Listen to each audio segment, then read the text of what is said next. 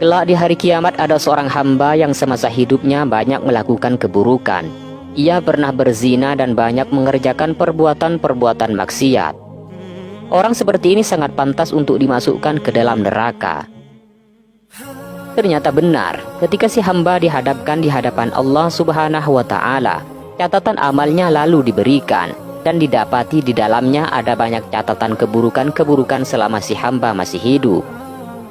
Melihat banyaknya keburukan-keburukan itu, si hamba kemudian protes, "Wahai Tuhanku, diriku tak pernah mengerjakan perbuatan-perbuatan buruk ini."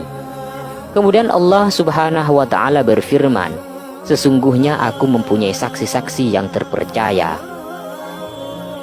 Kemudian si hamba mencoba menengok ke arah kanan dan ke arah kiri, namun ternyata tidak didapati seorang saksi pun. Si hamba lalu bertanya, "Wahai Tuhanku, di manakah saksinya?" Kemudian Allah Subhanahu wa Ta'ala memerintahkan anggota tubuh si hamba untuk memberikan kesaksian kepada hamba itu.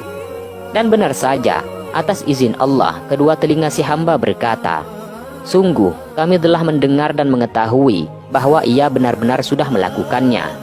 Lalu kedua mata si hamba berkata, "Sungguh kami telah melihatnya." Lalu lidah berkata, "Sungguh kami telah mengucapkan hal itu." Lalu kedua tangan dan kaki si hamba berkata, "Sungguh kami telah melakukan hal itu."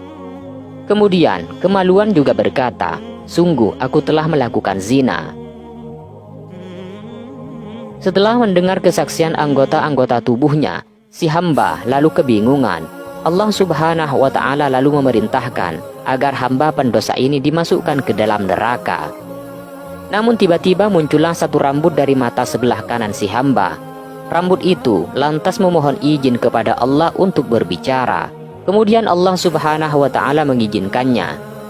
Lalu rambut itu berkata, "Ya Tuhanku, bukankah engkau telah berfirman, hamba manapun yang menenggelamkan satu rambut di antara rambut-rambut matanya dengan air matanya karena takut kepadaku, maka tidak lain akan kami selamatkan dia dari api neraka." Kemudian Allah Subhanahu wa Ta'ala menjawab, "Iya, benar."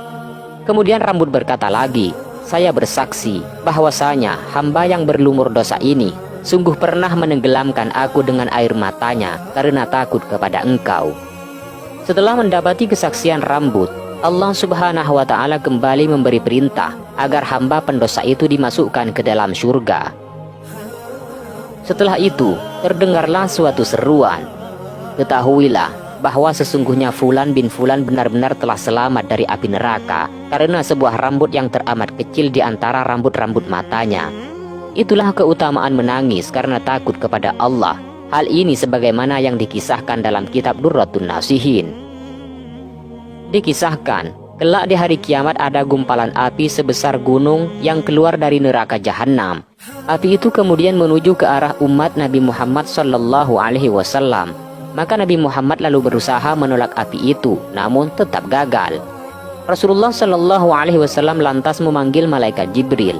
"Wahai Jibril, wahai Jibril, sungguh api itu benar-benar menuju ke arah umatku dan hendak membakar mereka." Malaikat Jibril lantas datang dengan membawa segelas air. Kemudian air yang dibawa Jibril diberikan kepada Rasulullah sallallahu alaihi wasallam. Malaikat Jibril lantas berkata kepada Rasulullah, "Ya Rasulullah, ambillah air ini dan percikkan kepada api itu." Dan ketika Rasulullah memercikkan air kepada api itu, maka seketika itulah api itu menjadi padam.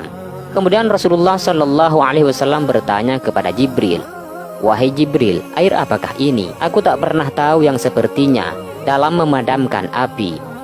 Kemudian malaikat Jibril alaihissalam menjawab, "Air ini tak lain adalah air mata umatmu yang menangis karena takut kepada Allah dalam kesendirian.